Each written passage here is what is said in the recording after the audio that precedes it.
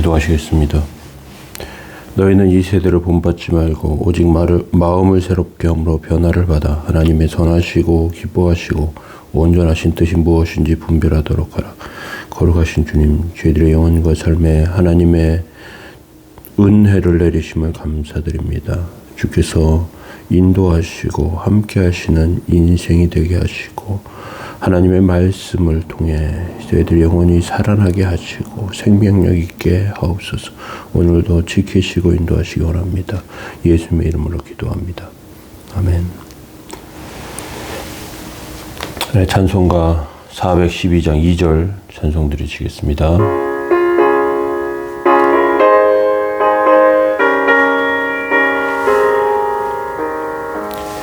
내 맘속에서 솟아난 이 평화는 깊이 묻힌 보배로다. 나의 보화를 캐내어 가져갈 자 그 아무도 없으리라.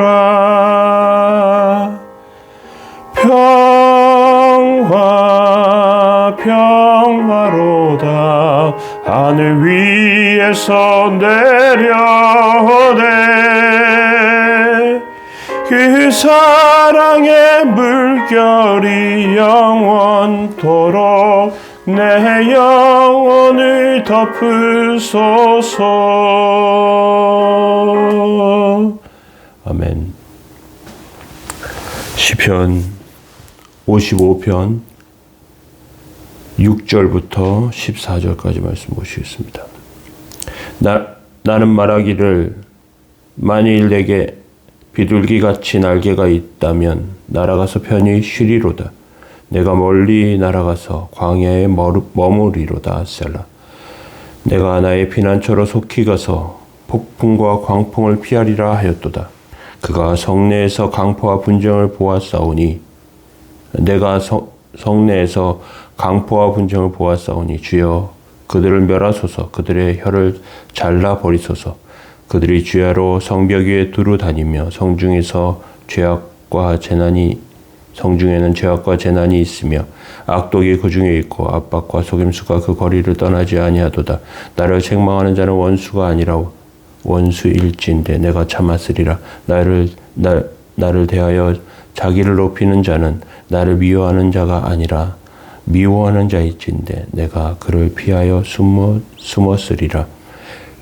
그는 곧 나로다. 나의 동료, 나의 친구요, 나의 가까운 친구로다.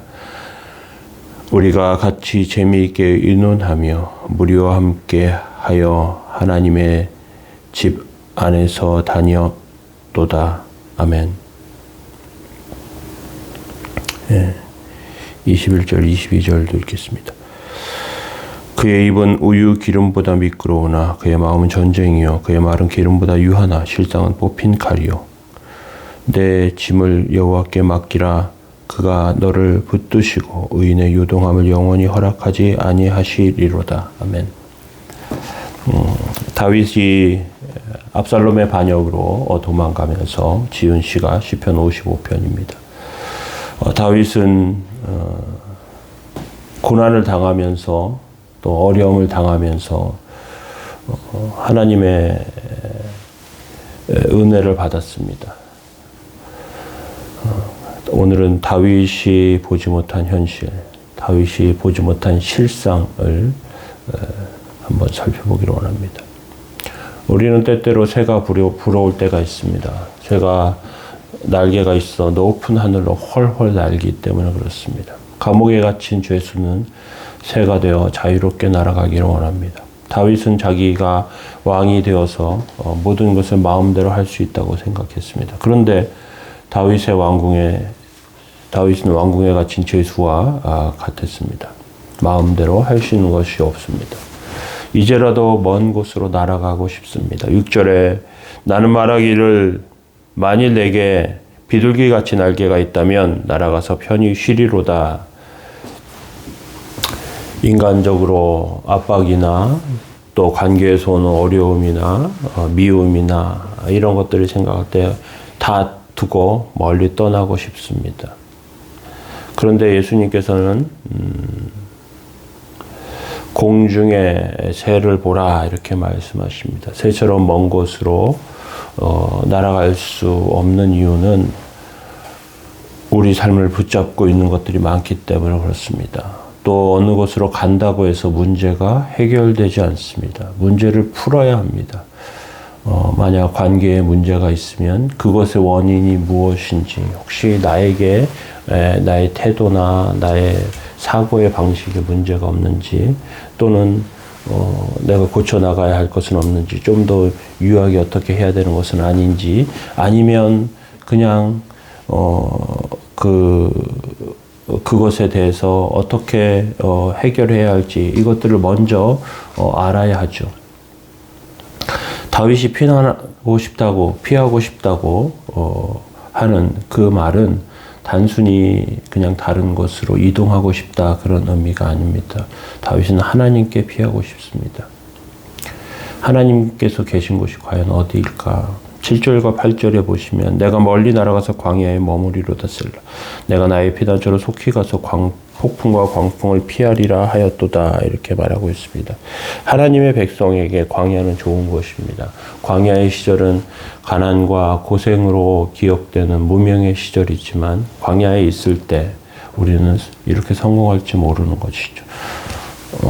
그런데 잘 되고 성공한 뒤에 오히려 순수한 마음을 잃고 하나님에 대한 열정도 잃어버립니다. 우리는 다시 아무도 없는 광야에 가서 우리 자신을 진지하게 돌아보아야 합니다. 지금 거친 풍랑이 불고요. 또 어려움을 당해요. 나의 피난처가 어디 있을까요?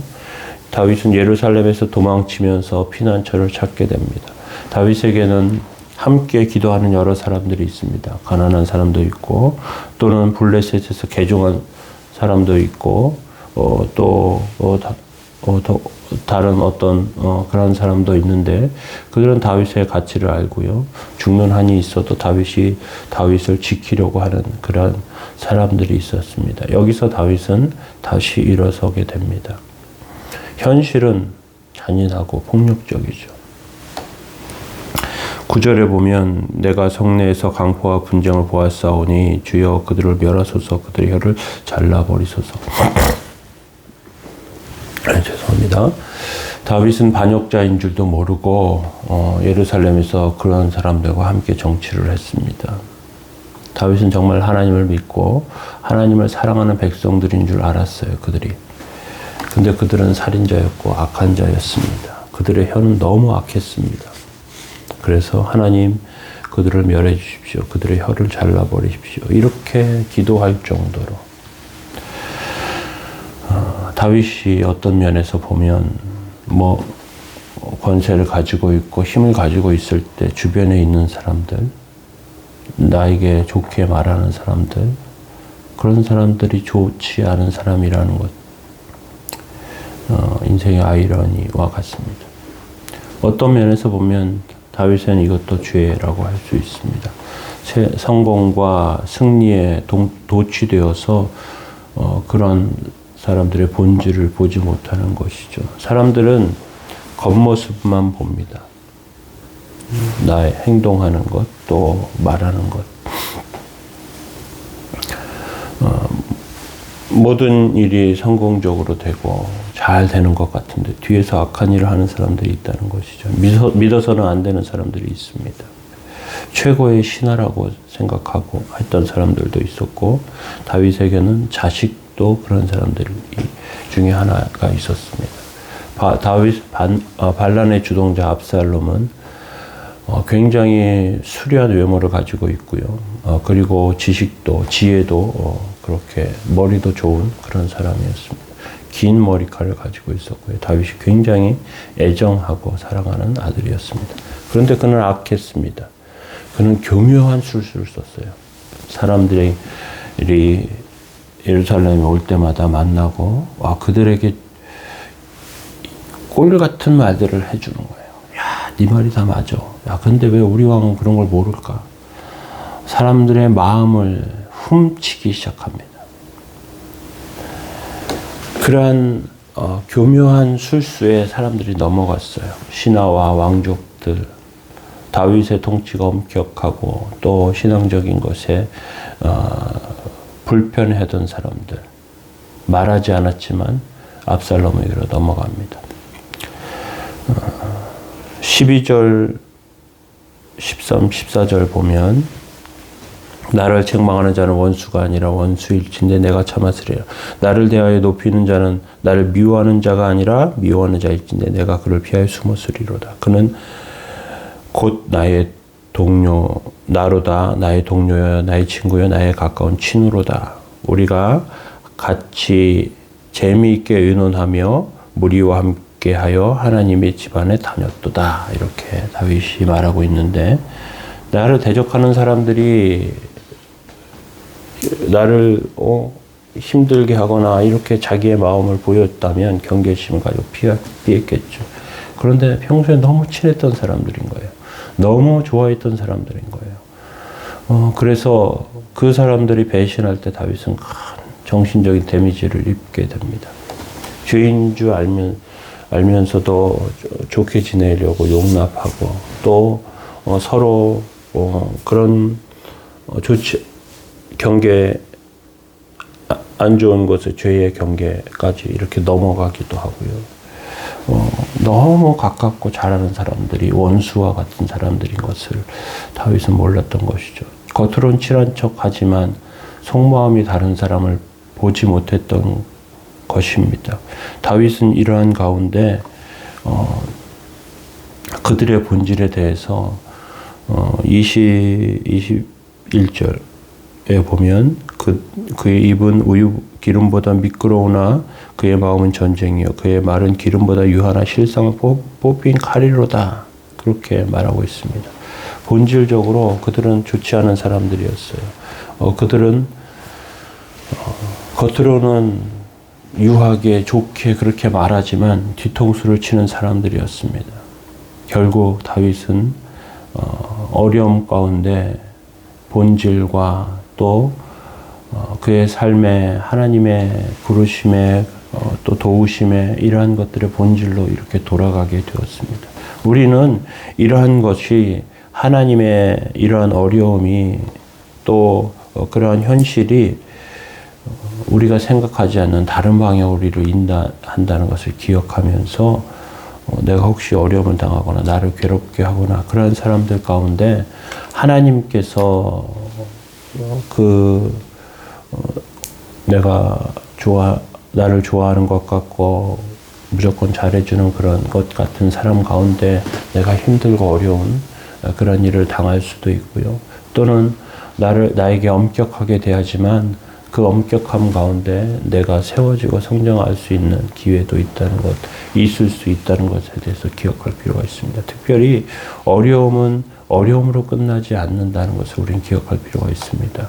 그래서 나의 시작점, 다윗에게는 광야였습니다. 어려움의 순간이었습니다. 그 순간을 돌아보는 것을 통해서 다시 회복되고 세워질 수 있다는 걸 기억하면서 우리의 삶 가운데 도우시는 하나님, 그 하나님의 은혜 가운데 세워지는 저와 여러분들 되시기 원합니다. 기도하겠습니다.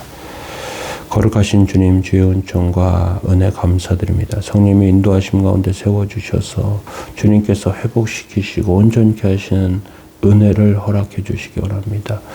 오늘 날씨가 굉장히 추운 가운데 있습니다. 성도들 하나님 지켜주시고 또 삶의 자리에서 주께서 보호하시고 인도하시는 은혜가 있게 하여 주옵소서. 선한 교회 도우시기 원합니다. 예수님의 이름으로 기도합니다. 아멘. 네, 우리 함께 교회를 위해서 기도하시고 특별히 오늘 날씨가 굉장히 춥습니다. 하나님께서 성도들의 삶을 지켜달라고 붙잡아 달라고 위해서 기도하시면 좋겠습니다. 기도하시겠습니다.